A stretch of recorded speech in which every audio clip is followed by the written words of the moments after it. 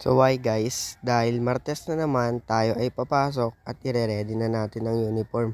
Tara, samahan nyo ako. Let's go! At ayun na nga dyan guys, magmemedyas nga po lang muna ako.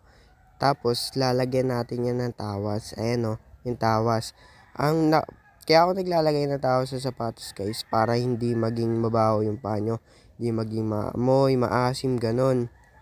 Yan. Kaya maglagay rin kayo ng tawas sa medyas nyo guys para kung sakaling kunyari pasmado kayo, malilis yung amoy ng paa nyo o walang amoy kahit magpasma-pasma kayo. Kaya maglagay na rin kayo ng tawas guys. Hindi lang sa paa, pwede rin yan sa kilikili kung may amoy yung kilikili nyo. Wow, nag-endorse. Pero yun na nga, ayan. Nagme-medyas na nga ako dyan guys. Nakikita nyo naman. Medyo matatagalan ako dyan magmedyas. Ayan o, kasi inaayos-ayos ko pa yan eh. Ayun o, tignan nyo naman yan o. Pagpag mo yan, sige. Tapos itupi-tupi mo ng ganyan. Tapos yan, lagyan mo ng tawas.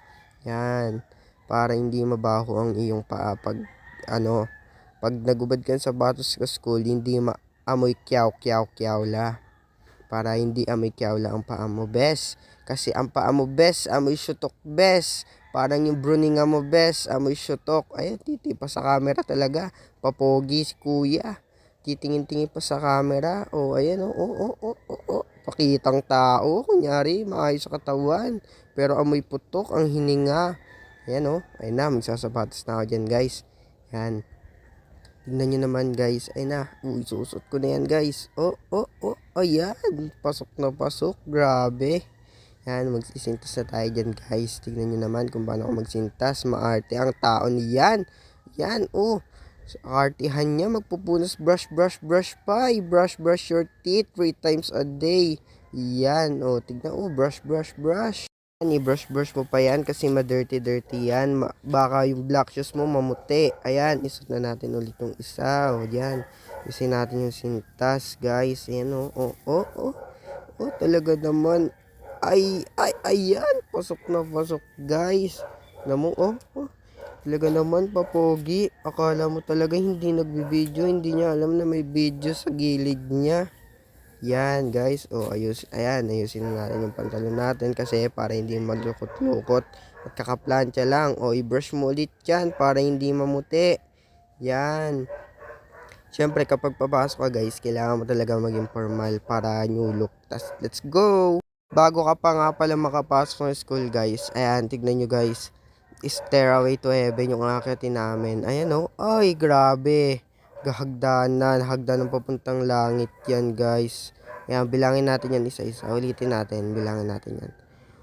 1, 2, 3, 4, 5, 6, 7, 8, 9, 10, 11, 12, 13, 14, 15, 16, 17, 18, 19, 20, 21, 22, 23, 24, 24, 25 na pala, 26, 27, 28, 29, 30, 31, 32, 33, 34, 35, 36, 37, 38, 39, 40, 41, 42, 43, 44, 45, 46, 47, 48, 49, 50, 51, 52, 53, 54, 55, 56, 57, 58, 59, 60, 61, 62, 63, 64, 65 na hagdan guys ang aking inakyat.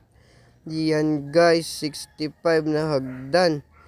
5 na hagdan bago ako makapunta ng school, daig pa ilog. Tapos tumawag na nga pala kami ng tricycle dyan guys. Ayan guys, papogi si kuya guys. Ayan, yan, tumawag ng tricycle. Ang umiti pala. Gay papogi sa camera, pasikat sa maraming tao, titingin pa. Plus pogi points, ayun na. Okay na guys, papunta na ako, pasakay na ako ng tricycle dyan guys. Ayun na, nakasakay na ako guys. Ayun nga pala, sabi ko kay kuya, hi ka sa vlog ko kuya, tapos tinawanan niya lang ako. Ayaw niyan maniwala sa akin na vlogger ako guys. Ayun, palabas-labas pa ng dila, pasikat, kadiri naman. Paakyat na nga pala ako ng hagdan dyan guys. Ayan kunyari hindi ko alam na may video dyan sa hagdan. Tapos tumingin pa, tanga-tanga talaga yan. Tapos gagawa na nga pala ako ng MTech guys.